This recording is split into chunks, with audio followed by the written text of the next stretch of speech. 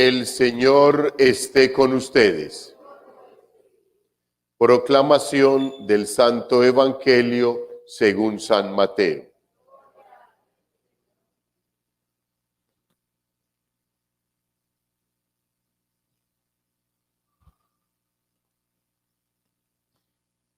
Un sábado de aquellos, Jesús atravesaba un sembrado.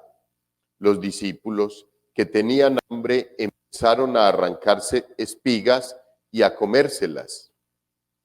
Los fariseos, al verlo, le dijeron: mira, tus discípulos están haciendo una cosa que no está permitida en sábado.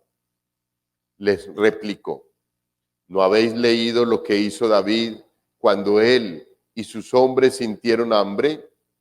Entró en la casa de Dios y comieron de los panes presentados, cosa que no les estaba permitida ni a él ni a sus compañeros, sino solo a los sacerdotes. ¿Y no habéis leído en la ley que los sacerdotes pueden violar el sábado en el templo sin incurrir en culpa? Pues os digo que aquí hay uno que es más que el templo. Si comprendierais lo que significa misericordia quiero y no sacrificio, no condenaríais a los que no tienen culpa. Porque el Hijo del Hombre es el Señor del sábado. Palabra del Señor.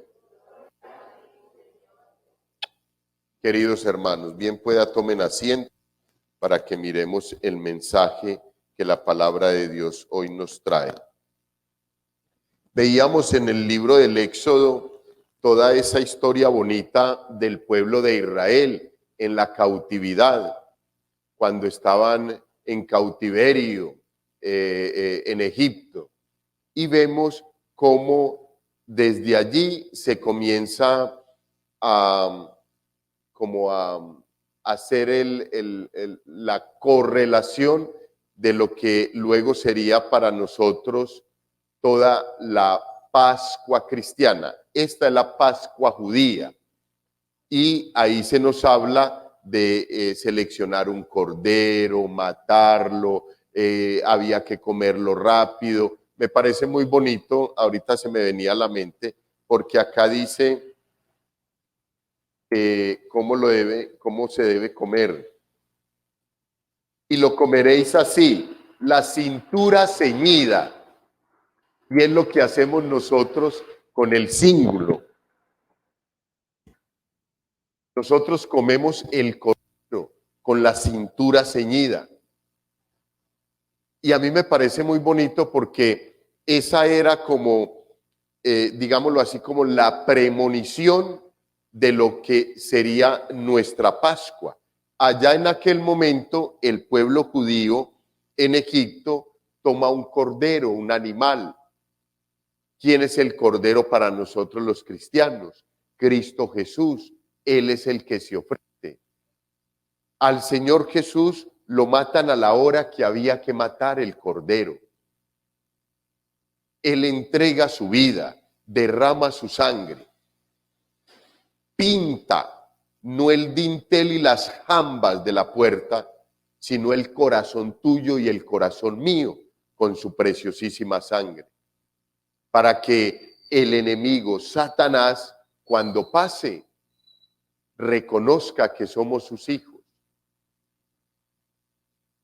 y nada tenga que ver con nosotros y nosotros menos que ver con él.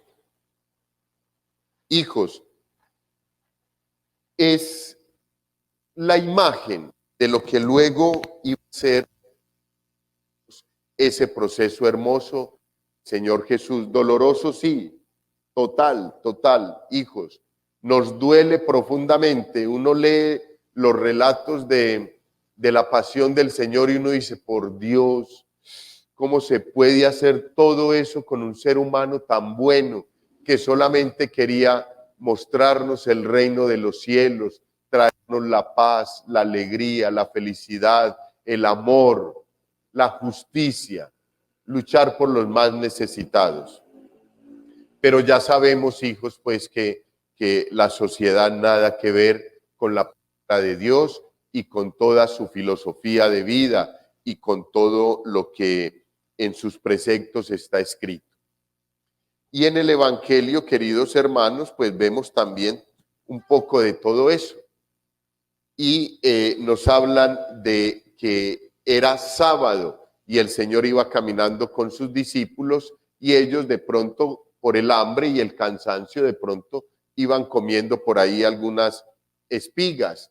Y algunos fariseos que los vieron, pues se le acercaron al Señor y le dijeron: mira, lo que están haciendo ahí tus discípulos, ¿qué pasa? Vos sos de la ley y ellos están violando la ley. Y entonces el Señor coge y los aterriza como siempre lo sabe hacer, con respeto, pero con contundencia, con contundencia. ¿No habéis leído lo que hizo David cuando él y sus hombres sintieron hambre? Entró a la casa de Dios y comieron los panes presentados, cosa que no les estaba permitida ni a él ni a sus compañeros, sino a los sacerdotes. Eso es algo muy bonito. David regresaba con sus hombres de la batalla y llegaron a la ciudad y tenían hambre y no había absolutamente más nada. Yo quiero pensar que David, iluminado por Dios y guiado por Dios porque era su ungido, su hijo, lo guió y lo direccionó al santuario. Y él fue y tomó los panes de la propiciación, panes que solamente podía consumir el sacerdote y un espacio donde solamente podía entrar el sacerdote.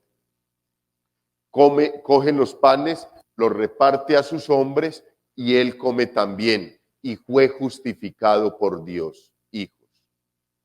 De ahí, de esa situación, es de donde yo siempre he pensado que no es el pecado, que no es la acción la que vuelve pecaminoso al ser humano, sino la intención que siempre hay en nuestra mente al momento de desarrollar cualquier obra, porque externamente uno puede ver unas obras hermosísimas, pero ¿cuál es la primera intención que haya movido a esa persona para realizar esa labor? Esa sí no la sabemos ni tú ni yo.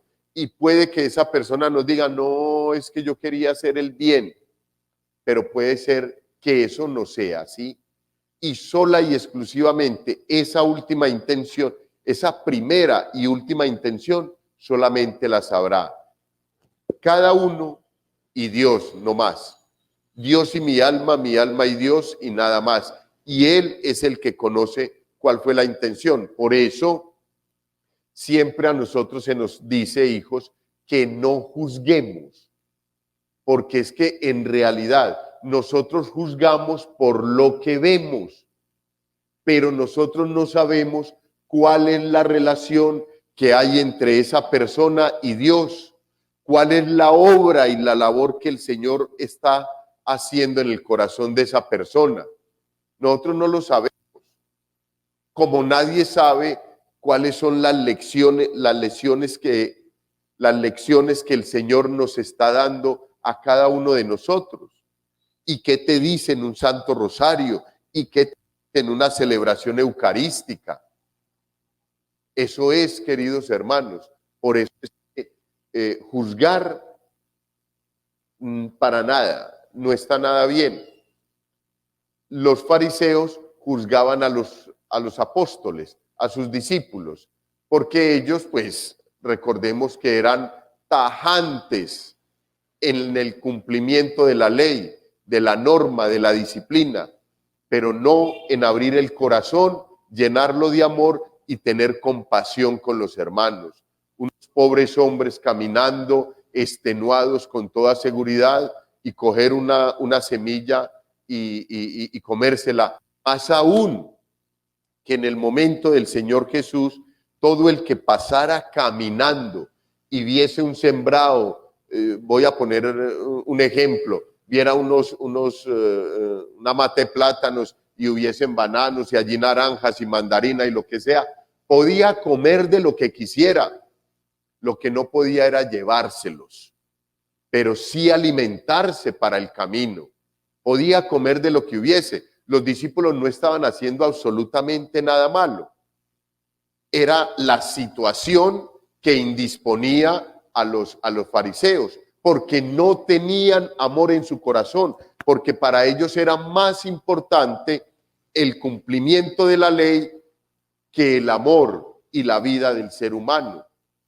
Podía ser que comieran algo y aguantaran para seguir el camino, pero ellos no pensaban en eso, mientras que el Señor sí lo pensaba, y por eso les da duro con ese texto, que es un texto del Primer Testamento, que es un texto donde el Señor les dice, ustedes deberían de conocer ese texto, y aún sabiendo las Escrituras y conociéndolas, todavía siguen en su orgullo y en su obstinación, queriendo quitar del medio al ser humano, arrancándole el amor y castigándolo con unas normas y con unas disciplinas.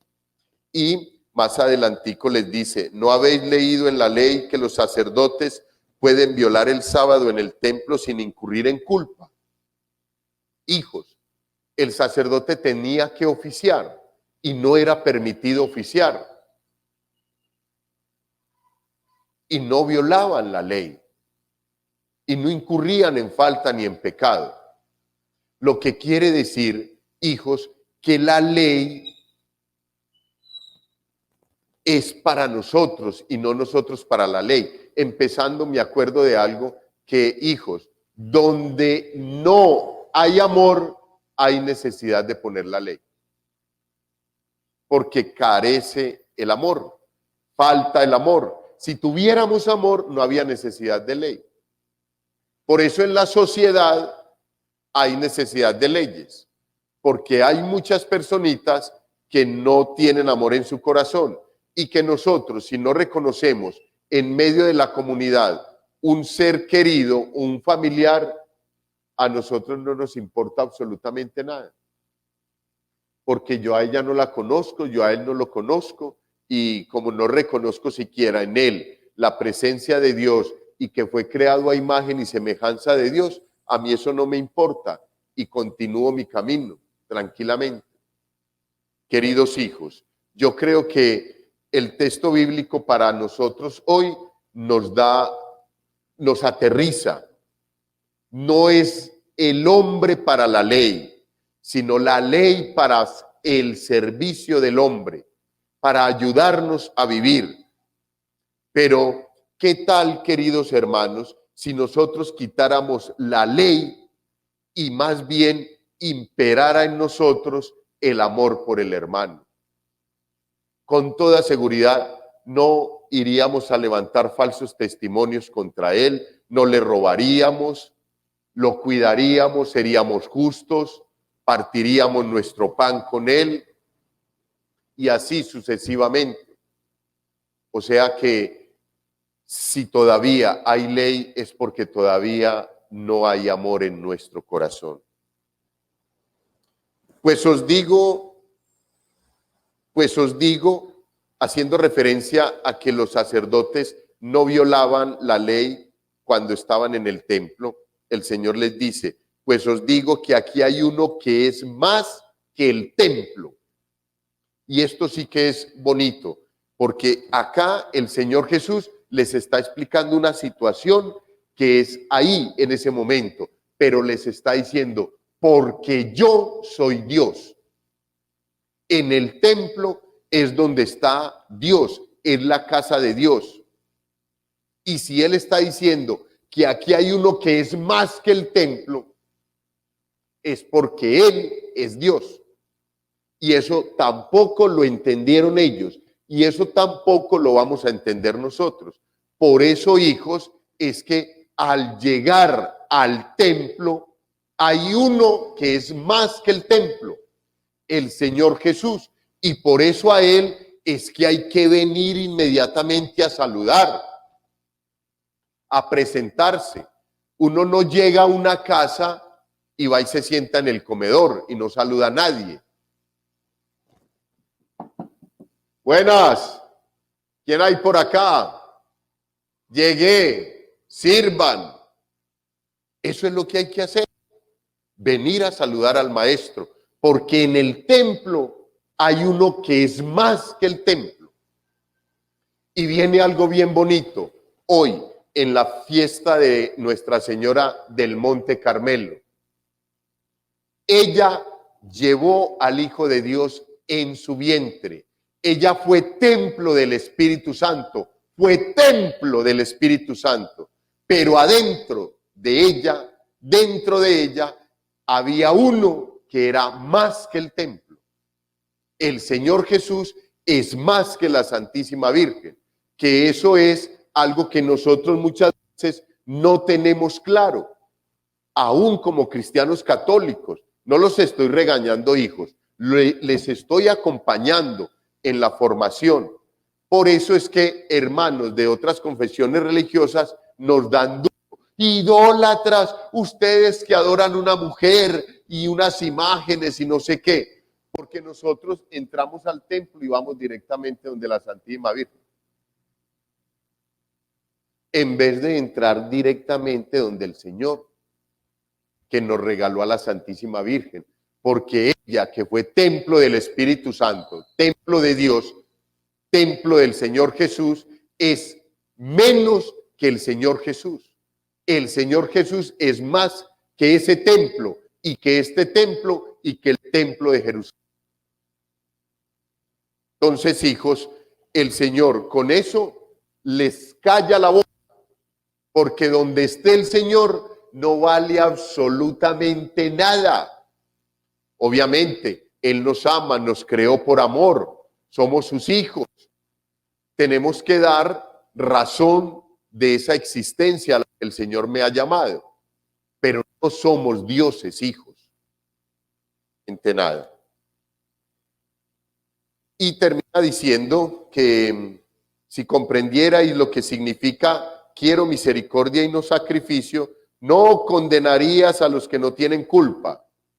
Por eso, para no condenar a quienes no tengan culpa, quédate calladito y quédate calladita cuando vayas a expresarte frente a un comportamiento o a una situación de un hermano o de una hermana que tú y yo no conocemos.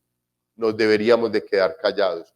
Hijos, somos frágiles, somos débiles, mismo el comentario y el juicio, todo lo demás, pero estamos en este proceso de camino a la santidad y tenemos que ir dando pasos. No critiquemos ahora en la mañana, dejémoslo por la tarde, y en la tarde lo dejamos para el día siguiente o para por la noche, y en la noche para el día siguiente. Y así, con toda seguridad, le vamos ganando a una fragilidad humana tan común y tan normal que se nos ha vuelto como es el chisme y el criticar. Queridos hermanos, hoy en la fiesta de la Santísima Virgen María del Monte Carmelo, que es una advocación supremamente antigua, linda y especial, por medio de la cual el Señor ha derramado muchas bendiciones en todos sus hijos, en su creación, pues encomendémonos a la Santísima Virgen del Monte Carmelo y pidámosle que ella sea nuestro faro, que nos guíe a un puerto seguro que es su amadísimo Hijo. Gloria al Padre, al Hijo y al Espíritu Santo.